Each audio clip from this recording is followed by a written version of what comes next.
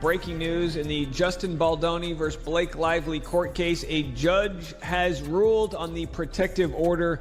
This is a big deal. Who won? Well, I think it's a bit more complicated. He made it very clear that some of the things that Blake was afraid of coming out in court were not things that Wayfarer was actively. Blake Lively's own attorney has reportedly set off a legal firestorm, unveiling what insiders describe as explosive documentation. These are not routine filings. They allegedly point to concealed payments and undisclosed arrangements that have thrown the A-list actress into crisis mode. Sources claim she is now scrambling behind the scenes, attempting to contain the fallout as deeply personal matters spill into the public sphere. Once viewed as untouchable, she now faces serious allegations ranging from judicial influence to hush money payouts intended to silence critics. The pressure has never been more intense, and this Hollywood controversy is escalating by the day. Who wrote to me said that they worked on the set of It Ends With Us, okay? And that the villain in this entire story is not Blake Lively, it's not Justin Baldoni. Her initial portrayal of herself as the victim quickly began to unravel. Blake publicly framed herself as the wronged party, casting Justin Baldoni as the antagonist in a highly publicized dispute. She confidently promised undeniable proof and insisted she could demonstrate clear harm. However, when pressed in court, her team failed to present substantial evidence. That absence immediately raised doubts, creating the impression of a narrative built on shaky ground. The controversy intensified with allegations surrounding a disturbing dance scene, which she described as coercive and central to her claims. It was meant to serve as definitive proof of wrongdoing, yet when the full footage surfaced, it appeared to contradict her account. The video showed Blake smiling, composed, and performing professionally without visible distress. This stark discrepancy fueled public skepticism and weakened her credibility. Rather than acknowledging the inconsistency, Blake shifted her defense. She argued that Baldoni had broken character and that she had been forced to act affectionate. Soon after, she criticized the choreography itself, claiming it strayed from the script. Legal analysts found the argument puzzling. Portraying emotion on screen is a core aspect of acting, and the lawsuit began to resemble a grievance over standard professional conduct.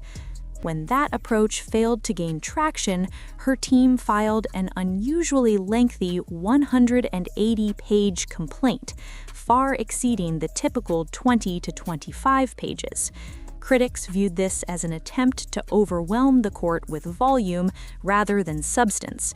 Observers, including Judge Louis Lehman, reportedly characterized it as more spectacle than solid legal argument, describing it as publicity-driven rather than rooted in compelling evidence. Concerns deepened when Blake's attorneys sought an attorney's eyes-only designation for certain documents, restricting them from public access. While not uncommon in sensitive cases, the move triggered speculation about what might be concealed. Why insist on such strict secrecy unless the material posed significant risk to her position? The request only amplified suspicions that damaging information existed beneath the surface. Rumors soon circulated of an alleged $100 million effort connected to her camp, purportedly aimed at keeping certain materials sealed. Though unverified, the figure alone ignited widespread discussion and intensified public scrutiny. Speculation grew that extraordinary measures were being taken to prevent disclosure. Blake defended the push for confidentiality by citing her celebrity status, arguing that public exposure of certain records would irreparably damage her personal brand. However, courts operate on principles of transparency, and fame offers no exemption. By initiating a public lawsuit, she inevitably invited examination. Her attempts to suppress unfavorable details only reinforced perceptions that she had something to hide. Attorney Brian Friedman, reportedly involved in proceedings, is said to have pushed back strongly against these tactics. Observers noted that the repeated public statements, complex filings, and efforts to restrict information suggested a strategy focused more on managing optics than pursuing justice. As the case unfolded, her broader public and legal strategy appeared to deteriorate under mounting contradictions. What began as a lawsuit evolved into a spectacle filled with allegations of secret payments, narrative shifts, and escalating legal maneuvers. Each development intensified scrutiny from both the legal community and Hollywood insiders. Reports also indicated Blake was particularly anxious about private medical records potentially entering the court record. Her legal team allegedly worked diligently to prevent details about personal relationships and third-party communications from becoming public. The urgency to shield such information suggested it could carry reputational consequences. In a dramatic turn, there were claims that unnamed witnesses would come forward against Baldoni. Yet these individuals were never formally identified or included in official filings. Major media outlets reportedly declined to publish related stories due to insufficient verification, raising further doubts about the legitimacy of the claims. Another controversial element involved accusations labeling Baldoni's behavior as toxic positivity. Critics found this framing unusual, citing examples such as signing emails warmly or engaging in charitable acts.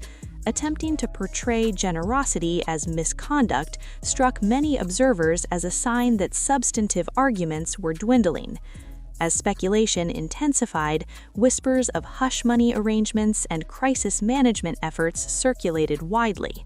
Hollywood has seen its share of reputational crises, but sources suggested Blake's response was unusually aggressive. Reports indicated she enlisted high-level PR strategists in an effort to contain the damage, an indication of mounting anxiety over potential revelations. The looming prospect of a sworn deposition added further tension. Testifying under oath on camera carries significant legal risk, particularly if inconsistencies emerge. Some legal experts speculated that settlement discussions might be pursued to avoid that scenario altogether. Her desperation appeared even more pronounced when longtime public relations firm Leslie Sloan's PR was rumored to distance itself.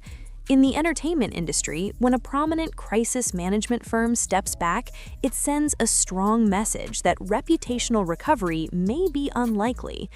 Meanwhile, Ryan Reynolds was reportedly involved behind the scenes, attempting to manage the broader impact of the controversy. Known for his wit and public charm, Reynolds suddenly found himself connected to an increasingly contentious legal dispute. Observers questioned whether his role was purely protective or something more involved. Speculation also touched on private communications with Taylor Swift, whose text messages allegedly became a point of concern.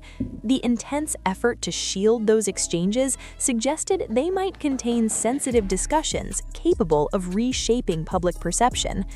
Judge Lyman eventually issued firm reminders that celebrity status does not entitle anyone to special procedural treatment. The court emphasized transparency and adherence to established rules, signaling diminishing patience with attempts to control the narrative through legal maneuvering. Compounding the issue, multiple journalists reportedly declined to publish Blake's allegations, citing a lack of corroboration. In an industry where sensational stories often attract attention, such restraint stood out as a significant warning sign regarding credibility. Hollywood insiders noted that professional relationships appeared strained. Trust is paramount in the entertainment world, and accusations perceived as exaggerated or unfounded can have lasting consequences. many questioned whether her standing within the industry could recover. In contrast, Justin Baldoni's legal team methodically presented counter-evidence challenging Blake's claims. They highlighted inconsistencies and introduced materials that reportedly contradicted her narrative. Leaked audio recordings allegedly suggested that Baldoni's professional setbacks stemmed not from scandal, but from coordinated efforts to marginalize him. Ultimately, this saga serves as a cautionary tale about reputation, power, and accountability in Hollywood. Efforts to manipulate public perception, restrict transparency, or escalate legal theatrics can quickly backfire. Fame and influence cannot override documented evidence or judicial scrutiny. The unfolding controversy has left Blake Lively facing profound reputational damage, diminished credibility, and a legal battle that has evolved into a highly public reckoning, one whose consequences may linger for years to come.